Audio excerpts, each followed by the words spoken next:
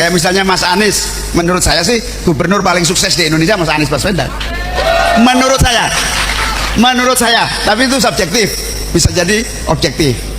Contohnya, tidak ada satupun gubernur di Indonesia yang bisa membangun stadion bertaraf internasional yang sangat besar itu.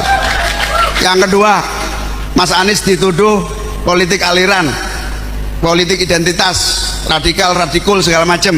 Tapi 5 tahun harmonis semua hubungan antar agama di DKI. Mas Anies dituduh OCOK, itu memang program OCOK belum pernah jalan, itu kan idenya siapa? Sandiaga Uno, bukan menjadi program Pak Anies. Nah ini kalau bagus malah kita bisa ambil. Jadi semua persepsi saya tidak akan komentar, tapi nanti Alwi sampai rumah tidur ngadep ke langit, lihat di antara yang ada yang terbaik mana. Apa yang dikatakan oleh Caimin itu sepertinya tulus, teman-teman. Caimin mengatakan bahwa Anies Baswedan itu adalah gubernur terhebat se-Indonesia. Pernah membangun JIS. Mana ada gubernur lain membangun JIS ya, atau membangun stadion sehebat stadion di Jakarta yang bertaraf internasional. Rekam jejak Anies juga sangat luar biasa. Yuk kita simak. Jogging track di atas atap nanti di puncaknya itu. Jadi kayak apa? Di ovalnya itu. Itu ada jogging track, Pak. Itu jogging track tertinggi di Indonesia mungkin. Jadi jogging track di atas atap stadion. Wow. Lebarnya kira-kira 5 Ini meter. saya nggak pernah tahu. Saya banyak membaca tapi nggak belum. 5 meter. Lebarnya 5 meter. 5 meter. Di situ mengelilingi stadion. Dan itu nanti jogging sambil lihat keindahan tepi pantai Jakarta, keindahan Jakarta dari atas stadion. Jadi itu mungkin akan jadi jogging track tertinggi yang ada di Indonesia. Iya. Karena biasanya jogging track di bawah. Unik sekali.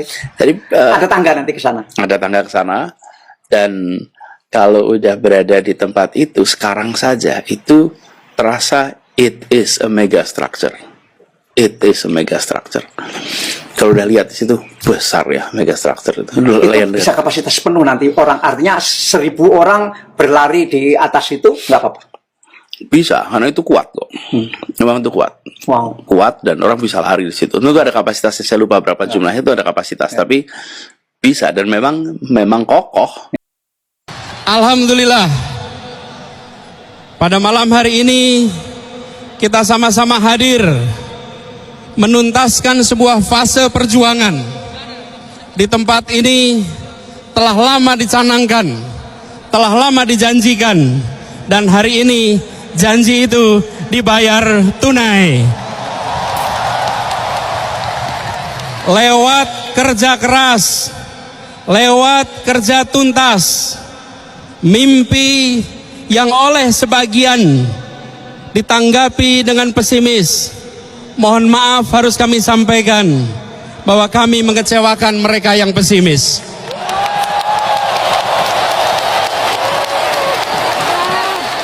Mahakarya ini adalah 100% dibangun oleh anak-anak bangsa dari keringat orang-orang Indonesia yang dilahirkan dari rahim-rahim ibu orang Indonesia. Ini adalah kerja kolosal. Ini bukan kerja satu orang. Ini kerja ribuan orang. Ribuan orang bekerja siang malam menuntaskan sebuah proyek mahakarya.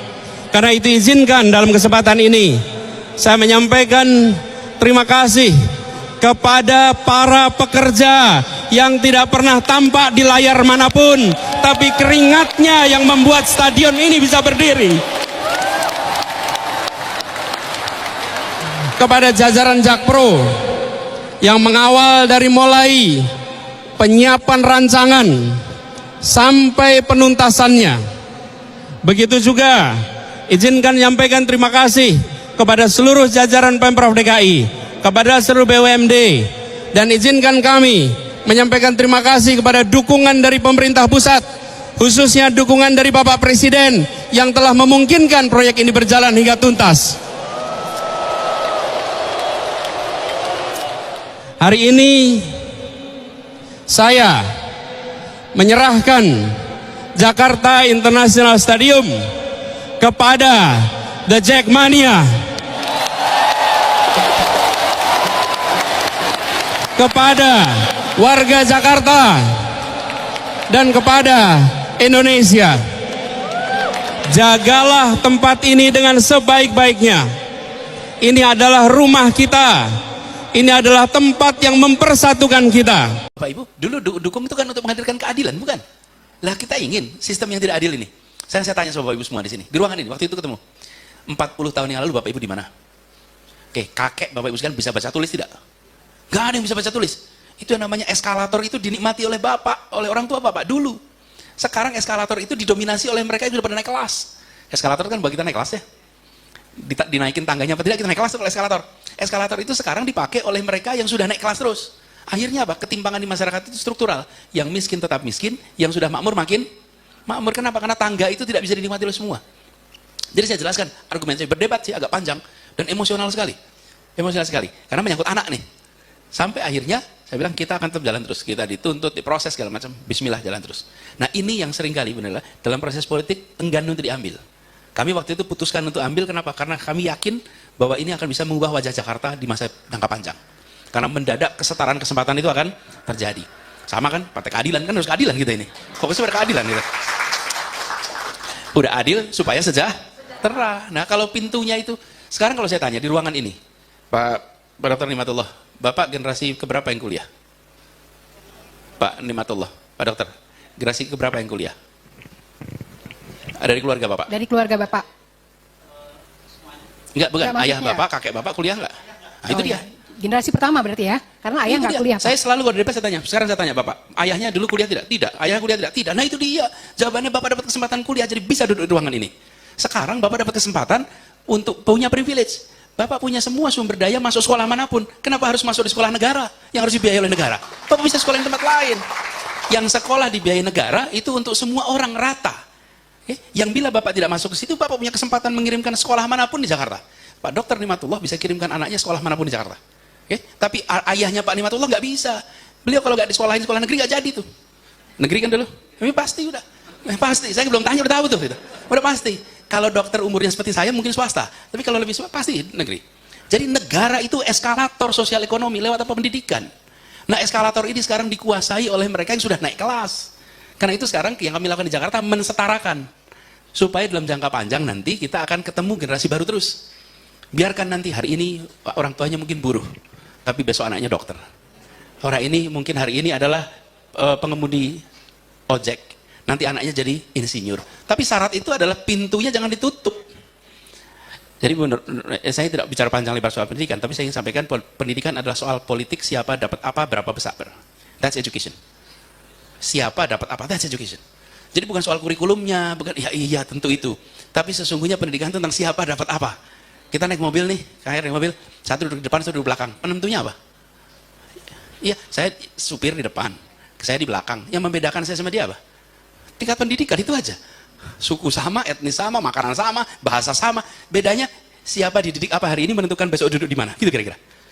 Ya, jadi yang membuat saya duduk di belakang dibandingkan yang di depan semata-mata karena tingkat pendidikan. Nah itu yang harus kita, jadi kalau ke depan kita lihat pendidikan itu lebih dari sekedar soal teknis di dalam ruang kelas, tapi pendidikan harus dipandang sebagai sebuah instrumen membentuk struktur masyarakat yang adil di masa yang akan datang, kira-kira begitu. Pak Dr. Nimatullah, mohon maaf jadi Bapak digunakan sebagai sampel Pak karena Bapak dokter saya udah bayangin ya, pokoknya kalau dokter kira-kira udah langsung bayang kok, udah kecium ini dulunya pasti susah juga gitu kira-kira kan, kecium. Kita ini dulunya susah Pak. Cuman ini Pak, kita ini punya kecenderungan kalau sudah mendapatkan kemudahan, tidak mau generasi berikutnya itu menikmati. Kita juga ngalamin KHR, kalau lagi ada acara, foto bareng KHR. Oh, selesai acara kan foto rame-rame nih, foto-foto. Lalu setelah orang keroyokan foto, ini saya pengalaman saya nih Pak, keroyokan mau foto bareng nih. Selfie Pak, itu penuh itu. Lalu nanti ada yang bilang, udah, Pak Anies capek. Saya perhatikan yang bilang Pak Anies capek itu pasti udah selfie Pak.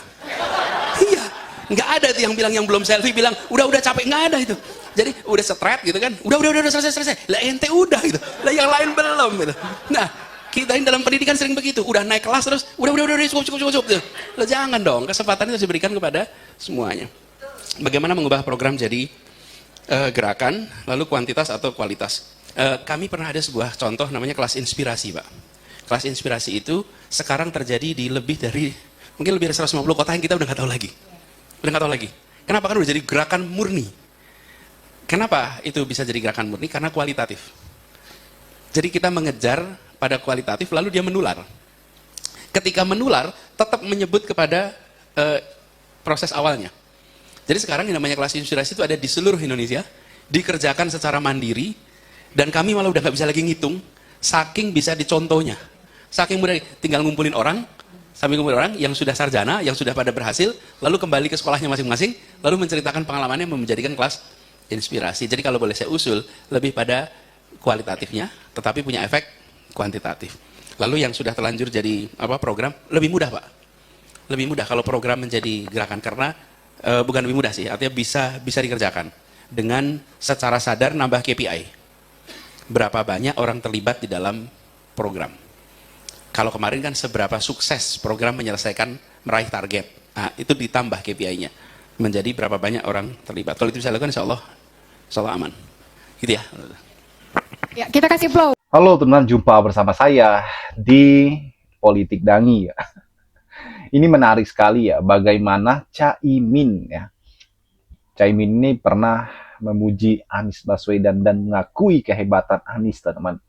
Menurut saya ini sah-sah saja ya. Pada saat itu kan Caimin adalah wakilnya Anies ya waktu di Pilpres 2024 yang lalu, teman. Namun kini Caimin itu bergabung ke Prabowo. Begitulah politik ya kan. Politik itu dibawa happy saja, teman. Dan Caimin ini kalau kita lihat ya bagaimana beliau mengkhianati Anies ya. Selesai Pilpres gabung ke pemerintahan Prabowo, teman. Bahkan ia sempat menyindir Anies ya. Dan menurut saya ya sah-sah saja, itu adalah hak politik orang lain, teman-teman, orang-orang. Namun Anies, apa yang pernah Anies katakan demikian ya. Tidak semua orang tahan terhadap